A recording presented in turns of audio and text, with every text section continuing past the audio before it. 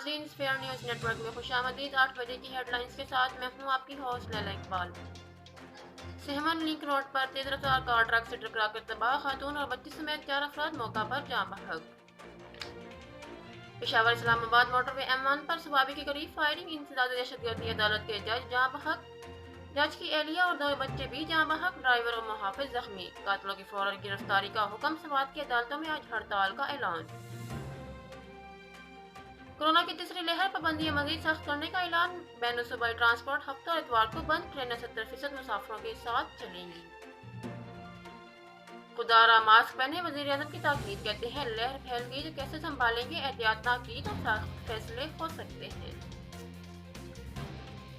نواز شریف کو ضمانتی بانڈ لیے بغیر باہر بھیج دیا، عمران خان اکیلا کچھ نہیں کر سکتا، قوم اور عدلیہ کرپشن کے خلاف کردار ادا کرے۔ وزیر اعظم نے عوام کے سامنے دل کی بات کہہ دی، کہا یہاں کرپشن کرنے والوں پر پھول برسائے جاتے ہیں۔ مہنگائی قابو کرے یا گھبرانے کی اجازت دیں، بڑھتی قیمت سے گھبرائی خاتون کا وزیر اعظم سے شکوہ، عمران خان نے تسلی دی، کہا مہنگائی پر قابو پا کر دکھائیں گے۔ پنجاب حکومت چینی کی کم قیمت کروانے میں ناکام، چینی بدستور 100 روپے فی کلو میں دستیاب۔ عمران خان کی لڑائی نواز شریف سے ہے، نواز شریف سے لڑیں مگر ملک کے عوام سے بدلہ نہ لیں۔ احسن اقبال کہتے ہیں اس وقت ملک میں بدترین مہنگائی اور بے روزگاری ہے۔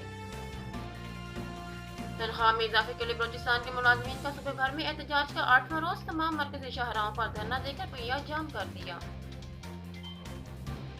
پی ٹی آئی اور جہانگیر ترین میں دراڑ پڑ چکی، وزیر داخلہ شیخ رشید کے پروگرام سوال میں گفتگو، بولے پی ٹی آئی کو جہانگیر ترین کی ضرورت نہیں، تحریک انصاف صرف عمران خان ہے۔ نون لیگ کے اعظم تارڑ کی زیر صدارت اپوزیشن سینیٹرز کا پہلا اجلاس، آج کے سینٹ اجلاس کی حکمت عملی طے، 27 رکنی اپوزیشن چیئرمین سینٹ کو درخواست دے گی۔ سندھ میں پیپلز پارٹی اور جے یو آئی سامنے سامنے، لاڑکانہ میں جے you I P T I اور جی ٹی اے کا اتحاد، کہا عوام کو زرداری لیگ کے رحم و کرم پر نہیں چھوڑیں گے۔ اور پارلیمان کے اندر اور باہر مقابلہ کریں گے، حکومت سے حساب لیں گے، بھٹو کی برسز، خطاب میں بلاول بھٹو کی للکار۔